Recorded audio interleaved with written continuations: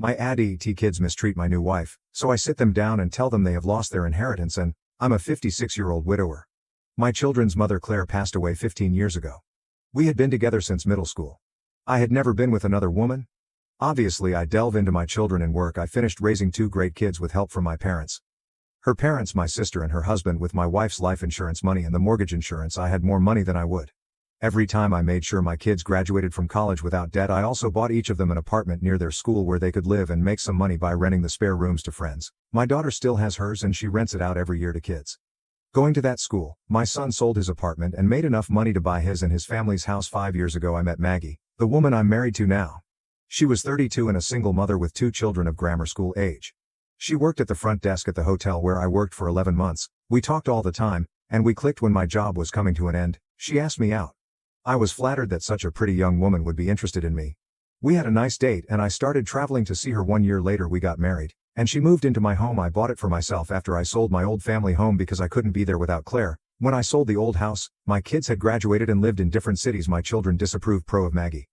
They think she's too young and is just with me for my money. They know that I paid for her to go to school full-time and finish her degree. She had been taking classes part-time when we met. I became a stay-at-home dad when I wasn't working, and I paid for childcare when I was away. Maggie's currently working as a teacher. They also think that it's gross that an older man is using up her time and that she'll have to take care of me when I get old and feeble. My dad's still going strong at 80. I told them to mind their own business and let us be happy. They will not. They started saying some very rude things and skipping out and visiting me. They told my grandchildren they shouldn't be friends with my stepkids. When we came to I saw my grandchildren last Christmas.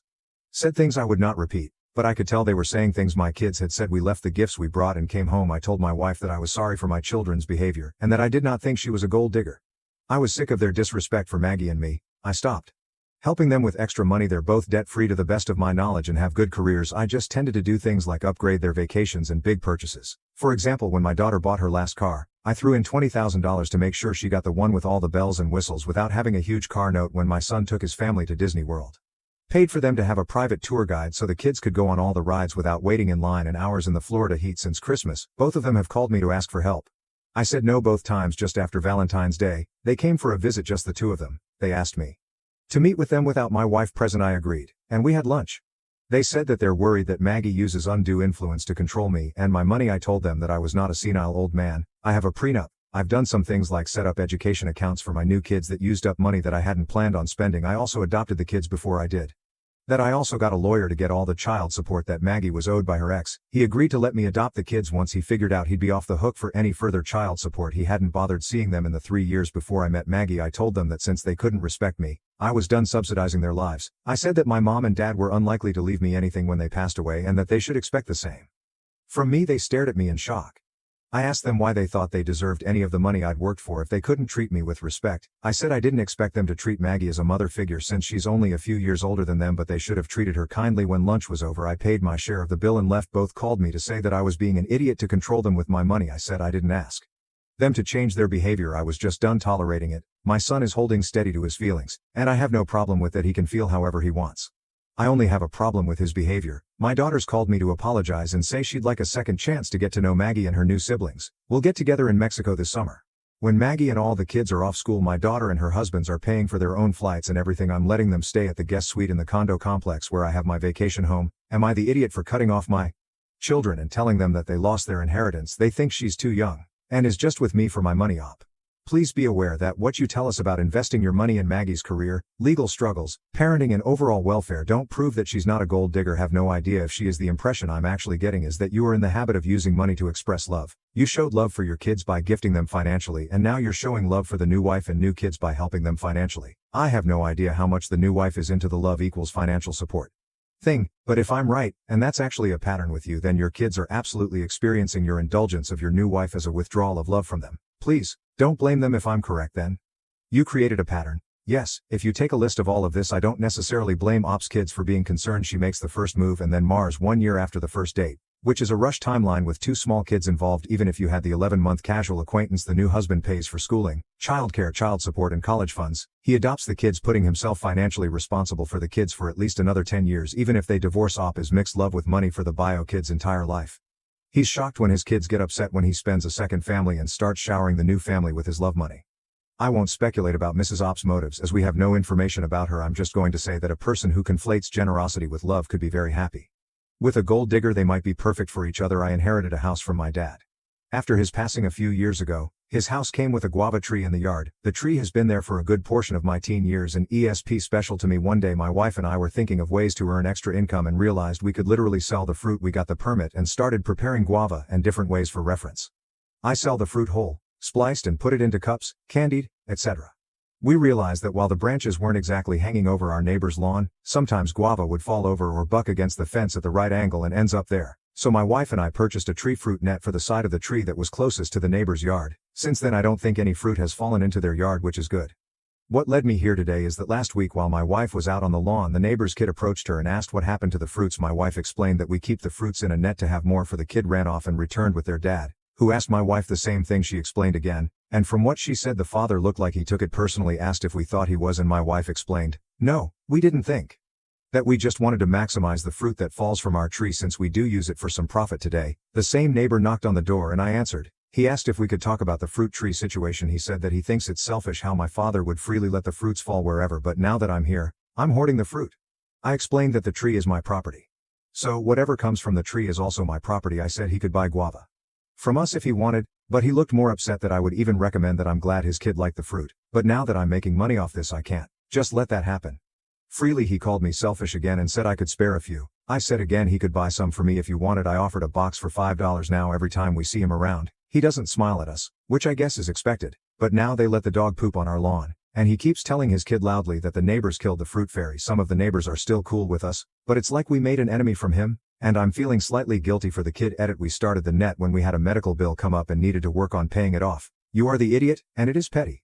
Are you so hard up you can't spare a few fruit? It would have been the neighborly thing to do to offer him a box every year. It's $5 by your accounting is a measly $5 worth. The bad feelings between neighbors and a kid's happy childhood memories of guavas from next door? Absolutely not.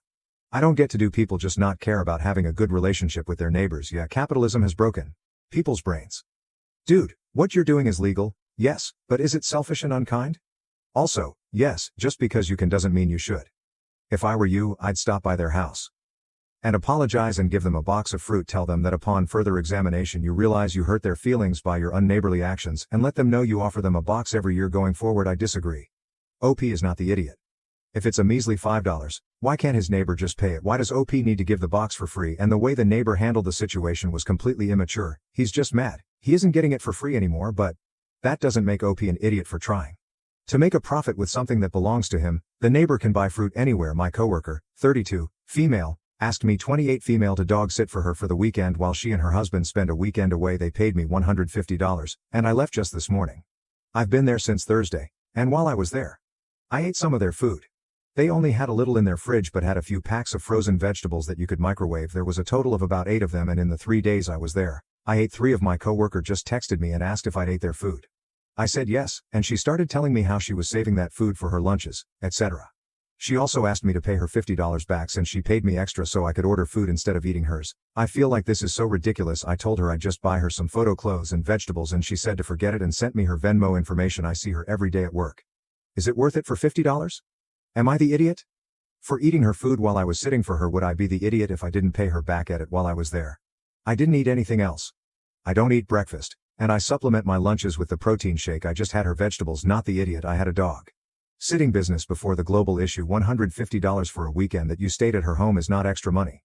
3 bags of frozen vegetables are $15 to $20 at best, and I'm pushing here because you can find nice frozen vegetables for $2.50 per bag. You should replace her.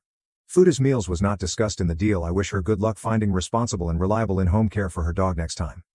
Am I taking crazy pills? Do not refund her. She's having buyer remorse about her pet sitting money. I just paid $50 daily for my dog to stay at someone else's home in-house overnight was a lot more money. Pushing $100 a day. Your coworker is out of line. I'd buy her 3 bags of the veggies you ate and then never helped her out. Again, that's ridiculous to ask for $50. My mom was married to another guy. Before she was married to my dad, her first husband was her childhood best friend, her first and only love until he died. They started dating as teenagers, got married in their 20s, and were trying to have kids when he died. They were 28. My mom never loved anyone else again. She met and married my dad, but she never loved him. She married him Because she was turned down as a single adoptive parent and because people in her life told her she should find a way to be happy again. I'm their only kid, and she named me after her first husband. My dad didn't realize this for years. Husband's name was James, like his legal name, it's the one most people use for him, but my mom called him Hunter, and guess what my name is? Hunter. She told Dad. She just really loved the name and my dad liked it too, so he agreed. He only knew her first husband as James, so we never made the connection. I was 10 when my dad found out he found some letters that he initially thought were meant for me but realized they were to the first husband. They argued for about 2 weeks straight, and that's how I learned Mom's feelings towards Dad and why she married them. I would sit up and listen to them when I was meant to be sleeping because it weirded me out to learn I was named after her first husband. She always had him very present in our lives. We had loads of photos from him in our house and she would talk about him a lot, and it was pretty clear she was still super in love with him. I only realized last year, but she also switched her wedding ring for my dad out for her original wedding ring when my dad wasn't around. I remember her changing rings a lot when I was a younger kid and when they divorced. She just always wore her original wedding ring. I want my name changed, and my dad does too, but my mom refuses to give her consent, which we need. And the judge has insisted both parents have to consent to. My relationship with Mom is not good anyway. I'm not the kid she wanted because I'm not James or Hunter's kid, but she also refuses to let me go and just let me be my dad's kid. She'll sometimes try some performative parenting, but mostly it's sort of like we're roommates when I'm at her house instead of Dad's. I have to split my time every other week. The judge refused to let me make the decision at my mom's house. Has photos of her and James everywhere. It's like a shrine to him and to them. And 2 days ago she was crying to her former in-laws that we hate her and how awful my dad is to her. When the call I told her she didn't get to act like the victim when she lied to Dad about my name and named me after her dead husband behind Dad's back, and when she wouldn't let me change my name. I'm not creeped out by the history behind my name. She called me a self-absorbed brat and told me I would never understand her grief. I told her I understood the loss was devastating to her, but she used us and never even loved us, and that was in my idiot woof. Not the idiot. I'm so sorry you're dealing with this. Sounds like you do have sympathy for your mom and understand she's a person who hasn't dealt with her grief in healthy ways, but that doesn't excuse how she treated you like you were a part of her shrine to her dead husband. Is a horrible thing to put on a child. You don't say how old you are, but I'm guessing you're in your mid to late teens. Hang in there. You can change your name as soon as you turn 18. If you have a name you like, I'd start using it and asking people who are not your mom to start using it too, so it's not such an abrupt switch, and you have a bit of a paper trail for your new name before you switch. She called me a self-absorbed brat. Someone correct me if I'm wrong, but I'm pretty sure this is the definition of the calling the kettle black, or at least it should be OMG, your mom needs a therapist like yesterday. I'm so sorry your mom needs help. She needs to work with the mental health professional to figure out how to move forward and stop centering her grief over her ex-husband over everything else in her life, because the amount of harm she's causing is brutal. Also, OP, you need to talk to your dad about this if you want to. At least you sound old and mature enough to verbalize in the legal system that you need to be away from your mom. No judge in their right mind is going to force a kid who says that they have a home life with one parent is nearing emotional abuse based on the fact that you said she doesn't even seem like a parent to continue living with that parent. Change your name when you turn 18. Let her wallow in grief and don't look back. Be quick to get yourself into therapy when you think you need it. You're only your father's child now, not her ex-husband's.